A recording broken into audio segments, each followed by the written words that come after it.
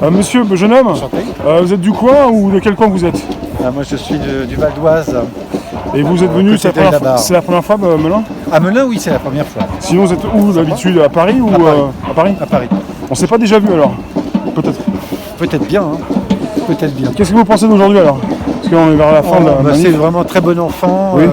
On fait toujours des rencontres extraordinaires. C'est vraiment les Gilets jaunes, nous sommes bénis en attendant la grande bénédiction de Dieu. Mais là, on est déjà bénis parce qu'on fait des rencontres qui devient difficile dans cette société d'individualisme, qu'il est difficile de faire. Et là, on est tous d'accord, presque à l'unanimité, je dirais ça, oui. Qu'on fait des belles rencontres. Oui. On échange les téléphones. Alors d'habitude, on n'est pas prêt quand même à échanger des numéros de téléphone avec n'importe qui qu'on pourrait croiser comme ça dans la rue. Oui. Là, il n'y a aucun problème. Il n'y a pas de mur entre nous finalement. Et on a envie justement d'une réconciliation. C'est ça qui est bon, vraiment. C'est pour ça que il se passe des éléments qui nous échappent un peu. Ça n'est pas que cartésien, tout ça, ça n'est pas doué que de raison humaine. Il se passe une chose, puisqu'au milieu des Gilets jaunes, il y a on pourrait croire un long fleuve d'amour. Vous voyez ce que je veux dire?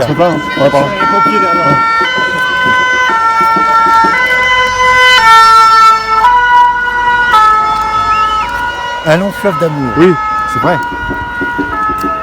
Et ça fait du bien d'une façon incroyable à tout le monde ici. Et je suis pour ma part étonné, vraiment dans le bon sens, de voir un courage extraordinaire. Je rencontre des héros ici. Il y a vraiment des héros. Comme on en parlait tout à l'heure avec plusieurs personnes, de ce Pierre qui a un fauteuil roulant. Oui.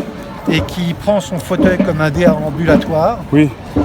Un déambulateur et qui marche.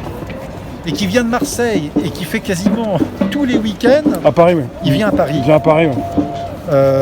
Quel amour cet homme pour les causes nobles qu'il défend en fait. Hein. Vous rencontrez beaucoup de personnes courageuses.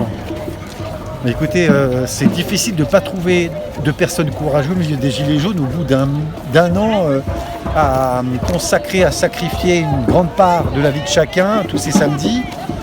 C'est pas évident pour ce peuple qui se soulève, qui n'a pas forcément beaucoup d'argent en plus. C'est pas celui qui est argenté qui vient ici, c'est celui qui est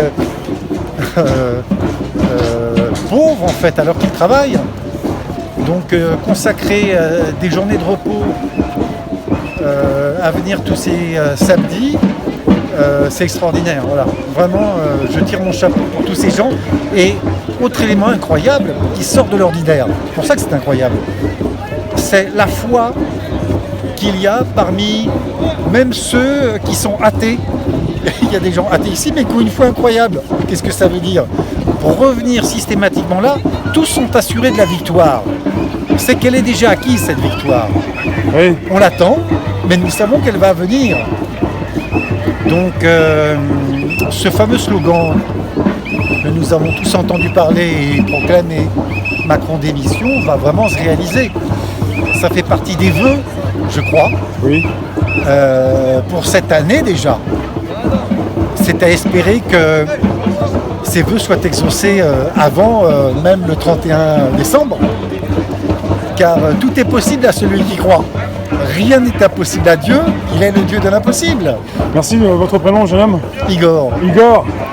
Enchanté, sois béni, Rémi. Je te remercie, je te tutoie. À bientôt. À bientôt. À bientôt sur Paris peut-être. Ouais, jeudi, oui. Le 5.